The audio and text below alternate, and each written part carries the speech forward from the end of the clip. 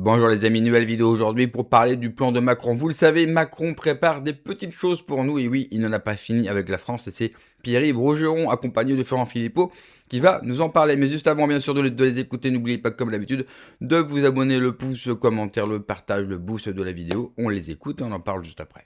Rester dans l'ambiance parce que on a des sujets importants, mon cher Pierre-Yves, à voir ensemble. Qu'est-ce que tu penses? Est-ce que tu penses que le peuple de France qui commence à s'exprimer sur les réseaux sociaux à ce sujet pourrait en profiter pour se contre-mobiliser? Je pense qu'on va être très simple. Emmanuel Macron entend avilir et dévitaliser tout ce qui rappelle que la France existe. Le 14 juillet, qui est l'une de nos deux fêtes nationales, parce qu'on a historiquement le 15 août puis le 14 juillet, en fait partie. Donc, évidemment, comme à chaque fois qu'il avilit quelque chose, avilir et européaniser, chez lui, c'est le même combat. Donc, il va remplacer la beauté de la Marseillaise par cet hymne à la surdité qu'est l'hymne européen. J'invite les gens à voir comment on a défiguré une symphonie de Beethoven. Il se serait flingué les tympans aux tisonniers à écouter ça, parce que surtout, si on met les paroles sont d'une débilité profonde. Qui seront chantées par von der Leyen à côté de lui, d'ailleurs. Et qui a été rejeté, tu te souviens, c'était dans la Constitution européenne. Mais c'était dans la Constitution européenne, tout ça est illégal de A à Z. Mais Emmanuel Macron veut signer son départ, si départ il y a, et en réalité, il veut faire un grand symposium pour rappeler aux autorités mondialistes, un, qu'il est toujours là, deux, qu'il a besoin d'un poste, sinon il a quand même un avenir à assurer, et à notre détriment en tout cas. Donc, il va utiliser le maximum de symbolique aussi parce que ça lui permet de mettre de l'huile sur le feu, car grâce à ça, il va voir tous les partis se coucher devant lui. J'attends énormément de la réaction de LFI et du Front National, on va rigoler 2 minutes, parce que, à mon avis, ils vont se mettre carpette exactement comme les autres, et en réalité, ça nous permet d'aller vers la cadence de guerre et d'affrontement. Tu vois ? C'est-à-dire que c'est plus on européise, plus on fait monter la tension, plus en réalité Macron est toujours au centre du jeu. Ça va lui permettre d'éviter encore que la campagne débute, parce que là, tu vois, elle tarde à débuter, elle ne débutera pas avant le 14 juillet. D'ailleurs, il ne donne pas les dates de la présidentielle. Il ne donne pas les dates de la présidentielle, c'est quand même... Il voudrait vraiment laisser un champ de ruines, il ne ferait pas autre chose. Donc, la présence de von der Leyen, c'est-à-dire grosso modo la mise au second plan de l'État français, implique bien... vous voyez, jusqu'au 14 juillet, je vous dis que la France est morte, c'est moi qui l'ai tuée, je vous emmerde. Est-ce qu'il fait ça uniquement pour masser son camp ou est-ce qu'il espère une réaction? En tout cas, tous ceux qui veulent que la France continue doivent contre-manifester avec les symboles nationaux. Parce qu'on sait très bien comment ça va se passer le 14 juillet. Ça va être comme le dernier. Il n'y aura personne, on va mettre... c'est interdit. Il n'y aura personne, on va mettre des mecs pour faire la claque, payer pour... Et on va mettre des symboles européens partout. Et en réalité, ça va être vraiment le 14 juillet, Ceausescu. Tu vois, en espérant qu'il pleuve, mais et s'il pleut pas, ce sera encore pire, vu que là, tu vas voir les Champs-Élysées vides, une ambiance à la Pyongyang. Mais Emmanuel Macron quittera le pouvoir comme il l'a laissé. Tu vois ce que je veux dire? C'est-à-dire que une sorte de gigantesque Corée du Nord tricolore et l'État secte aura signé sa dernière messe, quoi. Tu vois. C'est ça. Rappelle-toi, ça a débuté par cette espèce de fête très bizarre le soir de son premier mandat. La pyramide du Louvre. À la pyramide du Louvre, bien sûr. Tu vois, c'est déjà l'hymne européen. Tu vois, il va terminer comme il a commencé. Tu as d'ailleurs un vrai mouvement sur les réseaux sociaux de gens qui n'acceptent pas cela et qui veulent se mobiliser le 14. On est en train d'y réfléchir très sérieusement. Je pense qu'effectivement, et partout en France, pas que à Paris, il va falloir faire quelque chose de fort.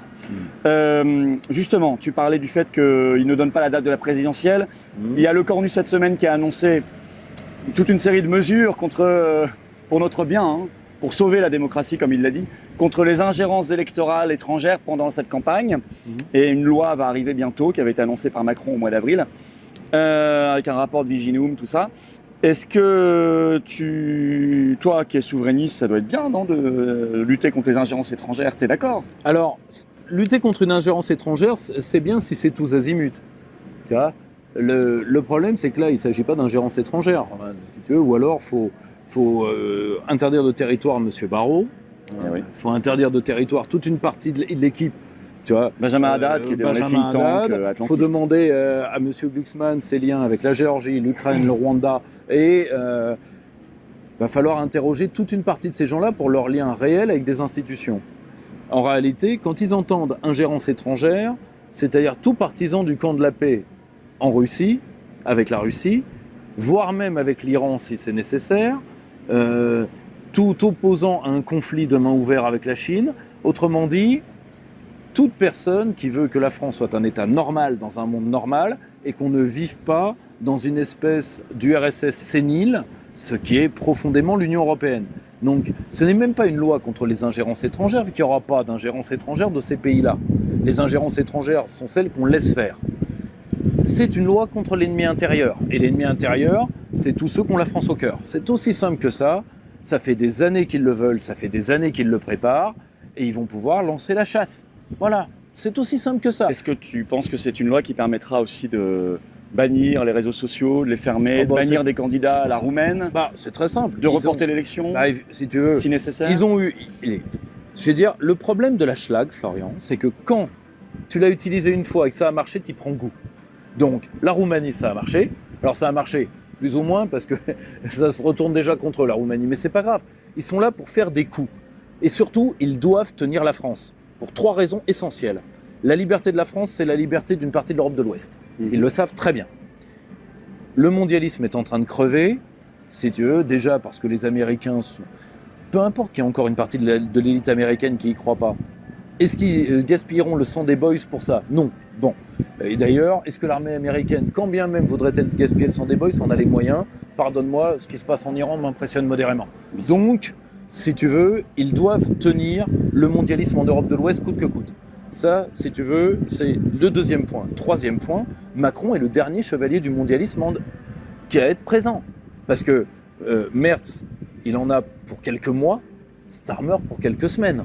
Normalement. Si tu veux, sauf... Alors les projets complètement fous de faire endosser tu les as entendus, par le roi Charles, lors du discours du trône, un rapprochement avec l'Union européenne. Ça, c'est des manœuvres de désespoir. Starmer n'en a pas les moyens, il le sait très bien. La seule chose, c'est que Starmer, comme tu le sais, dès qu'il quitte le pouvoir, il y a tout un agenda judiciaire qui se rajoute. Bien sûr. Et puis lui, ça va être gratiné. Donc, si tu veux... Merz, il reste Bardella, qui l'aime bien. Oui, il reste Bardella, qui l'aime bien. Ça fait la parfaite photo avant-après, si t'as bien regardé. Mais le grand souci, c'est qu'est-ce que tu veux? Ils sont obligés de faire un fortin autour de Macron. Il n'y a plus que ça qui reste. Tu vois, à la rigueur, un Scandinave ou deux, enfin tout ceci ne compte pas. Et ils ont besoin de tenir le mondialisme en Europe de l'Ouest. Et pour l'instant, ça veut dire Macron coûte que coûte, et surtout parce que Macron est le symbole de la défrancisation. Bien sûr. Voilà. Donc tu n'es pas dupe sur cette loi sur les ingérences étrangères. C'est une loi contre l'ennemi intérieur. En réalité, on peut l'appeler comme on veut. Tu vois, on aurait pu l'appeler, je sais pas, la loi anti-souverainiste, la loi anti-nationale, la loi anti-français. Tu vois, c'est avant tout ça. Parce que de toute façon, et ça, quand tu lis bien les rapports de nos services, tu le vois. Il n'y a pas d'ingérence réelle au sens où les services de NASMO venant de pays comme la Russie ou comme l'Iran en France. Il n'y a que des trucs grotesques. Bien sûr. Tu vois, le centre Zara France, c'était grotesque. Oui, non, c'est etc. Tout ça, c'est rien du tout. Bidon, Et c'est des affaires montées en épingle, tout comme l'affaire Fedorova, tu vois. Bien sûr. Si tu veux, elle est russe. Ah bon? Oui. Ah bah, il a fallu une enquête de combien d'années pour vérifier qu'elle était russe? L'ancienne patronne de RT. C'est un agent d'ingérence qui te donne sa carte Je crois en qu'il y a entrant. quelques Ukrainiennes qui se baladent aussi sur les plateaux télé. Oui, non, mais si tu veux, voilà. Et le pire, c'est qu'elles en ont théoriquement le droit. L'ingérence commence quand la personne cache le fait de l'être. Les Ukrainiennes de l'hystérique de LCI sont des agents ukrainiennes. Je pense que c'est pas leur faire déshonneur que de le dire. Sans affection particulière pour elle, tu l'imagines bien. Mais est-ce que Fedorova a déjà nié être russe? Bon, à un moment, stop, quoi, tu vois. Ouais. Bah oui, d'autant que nous ne sommes pas en guerre avec la Russie. On n'est pas en guerre contre la Russie, donc je ne vois pas à quoi sert tout ce jeu, sauf à encore maintenir un système vermoulu par une loi des suspects et de l'attention. C'est ça. On va finir par un dernier point. L'Allemagne, qui, ça y est, ne prend plus du tout de pincettes ni de gants. Maintenant, elle envoie bouler toutes les coopérations qui étaient en cours avec la France, notamment dans l'armement. Elle déploie ses projets nationaux, le Gen 6, l'avion de génération 6 qui était frais en fait depuis 10 ans. Elle le sort maintenant. Le bouclier antimissile, elle va le faire, voilà. Bref, elle est en train, ça y est, il n'y a plus de pudeur. C'est parti. Ça veut dire plutôt une bonne nouvelle pour les souverainistes français? Bah, c'est très simple. Tu sais, dans la tête de la classe dominante et parasitaire française, tu avais historiquement 2 parachutes qu'ils ont dans la tête. Le premier, c'est les GI viendront, quelles que soient les conneries qu'on fasse. Bon, les GI viendront plus. Bon. Le deuxième, c'est de toutes les manières, on pourra toujours aller colporter, comme disait Valéry Giscard d'Estaing, un strapontin à la Bundesbank. Ok ? Elle n'est pas de moi. Eh bien, maintenant que l'Allemagne dit à ses laquais « j'ai plus assez de pâté pour le nombre de gamelles et le nombre de clébards que vous êtes », eh bien, vous êtes obligé de redécouvrir que vous avez un pays. Et comme vous savez pas, vous ne connaissez pas ce pays, vous ne l'aimez pas, vous détestez la France, mais malheureusement, vous n'avez plus rien d'autre. Vos maîtres allemands ne veulent pas de vous, vos maîtres américains ne veulent plus de vous. Et à titre personnel, je leur jette pas la pierre pour ça. Moi non plus, j'en voudrais pas. Donc, la seule chose, c'est que quand on a des corneaux et on les refile pas à autrui, on a l'obligeance de les piquer soi-même. Mais bon, ils l'ont pas fait, ils le feront pas. Donc, résultat, comme vous ne pouvez pas gouverner la France, vu que vous n'avez fait que 30 ans à la détruire, eh bien, il vous reste qu'une seule solution pour éviter la violence. Tirez-vous. Vous savez, tout ça est une excellente nouvelle. Pourquoi? Parce que le système sait qu'ils sont minoritaires. Alors pour l'instant, ça tient pour plusieurs raisons. Déjà, ceux qui votent en France ou ailleurs, donc l'électorat votant, à 60% sont des gens qui vivent au crochet de l'État, et c'est généralement ceux qu'on appelle la génération boomer ou les cadres qui pensent encore que tout va bien se passer. Sinon, ça se tient à pas grand-chose. Vous avez une abstention en France ou dans les autres pays européens qui est énorme. Et puis quand il y a élection, on l'a bien vu lors de toutes les dernières élections en Europe, c'est la droite qui passe. Donc on voit qu'il y a une demande des différents peuples de revenir à une politique beaucoup plus, bien sûr, cohérente. Donc ils sont obligés d'accélérer. Ils sont obligés d'accélérer. Et c'est aussi pour ça qu'ils choisissent Macron. D'ailleurs, Pierre-Yves a totalement raison. Macron, c'est le plus fêlé de tous. Bon, ça, nous, on l'avait compris depuis longtemps. Mais c'est le plus fêlé, c'est celui qui croit le plus dans l'Europe, dans cette mondialisation. Macron, c'est celui qui n'a pas vu que le monde a déjà changé. Du coup, ils vont tout miser sur lui. C'est pour ça qu'en France, vous l'avez vu depuis un an, comment ça accélère. Et même ces derniers jours, les mesures s'accélèrent. En Europe aussi, ça s'accélère. Pourquoi? Parce que c'est une course contre la montre. Ils savent que n'importe quoi aujourd'hui peut faire craquer les peuples.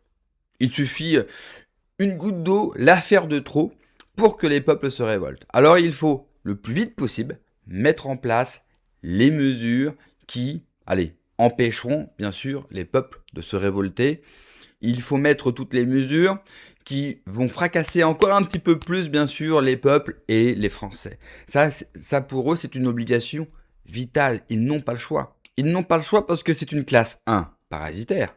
Et puis surtout, ils se disent, si jamais le peuple se révolte, qu'est-ce qu'ils vont faire de nous? Parce que le jour où tout cela va s'effondrer, et ça s'effondrera, je ne suis pas sûr que le peuple se montre bienveillant à leur égard. Et merci d'avoir regardé la vidéo, les amis. N'oubliez pas, comme d'habitude, de vous abonner, le pouce, le commentaire, le partage, le boost de la vidéo. Prenez soin de vous, que Dieu vous protège. Allez, ciao.